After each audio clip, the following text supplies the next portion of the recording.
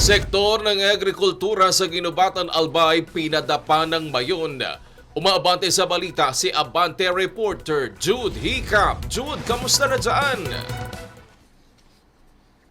Wedge, bago tayo bumaba sa barangay kaninang umaga, nakapanayam natin ang municipal agriculturist ng Ginubatan Albay na si Ma'am Grace Tianyo.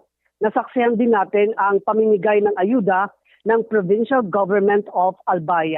Narito ang aking report. Ang lahat po ng barangays dito, which is 44 barangays, ay apektado po ng ashfall. May area po tayong affected na 1,019.12 hectares.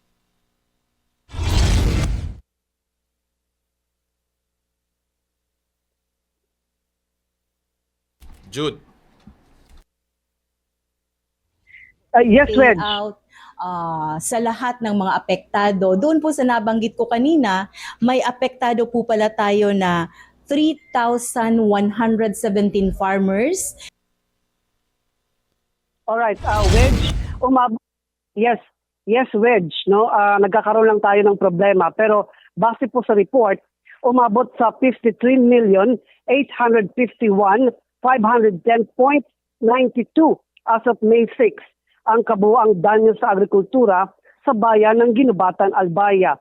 Ito ang kumpirmasyon ni Ginubatan Municipal Agriculturist Grace Tianyo sa panayam ng Abante.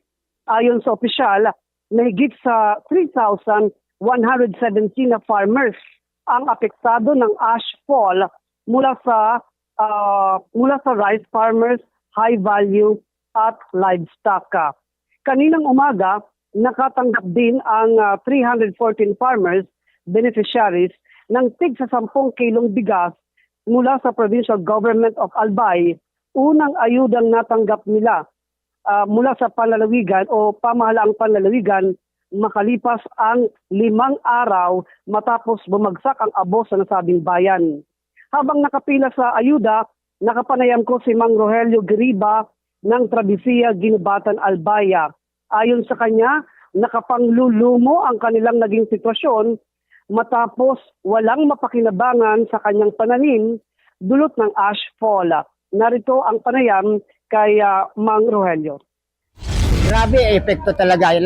Lalong-lalo na dun sa mga pasibol pa lang yung palay na nag-umpisa pa lang mamunga. Hindi na siya titigas masyado yung palay. Matutuyot na siya. Umaasa si Mang Rogelio at iba pang mga farmers na patuloy pang dumating ang mga tulong mula sa pamahalaan, lalo na ang livelihood assistance upang magsimula muli sa kanilang hanap buhay. Jude. Wedge and Jude, Medji. kamusta ang survival mode ngayon dyan? Bukod sa ayuda, alam naman natin hindi sasapat ang ayuda at nakapanayam mo yung mga magsasaka, yung mga pausbong pa lang ng mga tanim nilang palay ay nangasira na nga. Paano ang survival mode nila sa kasalukuyan? Wedge, no? Talagang pahirapan dito at umaasa sila sa ayuda kasi nga yung mga pananim nila ay natabunan ng mga abo. Kaya sila ay nakaantabay dito sa local government unit para sa ayudang ibibigay either the municipal government of Ginubatan or the provincial government of Albay or the national government, Wedge. So Jude, sa kasalukuyan ba nakakaranas pa rin ng mga pagyanig dyan sa may bahagi na yan ng Albay sa Ginubatan at kamusta ang moral ng mga kababayan natin dyan? Actually, bumabangon na ang ating mga kababayan mula sa disaster, no, na nangyari dito sa bahagi ng Albay. Itong pagbuga ng abo dito sa malaking bahagi ng Albay, in particular dito sa Ginubatan, no? Nakikita natin na yung mga businesses sa economic zone dito sa poblasyon ay bumabalik na sa dati. Yung mga pag-aaral ng mga estudyante sa kolehiyo ay nakabalik na rin.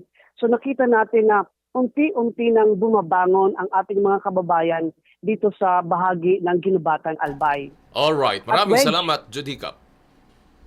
Yes, live mula dito sa Ginubatan, Albay. Ako, si Jude Icap, Abante.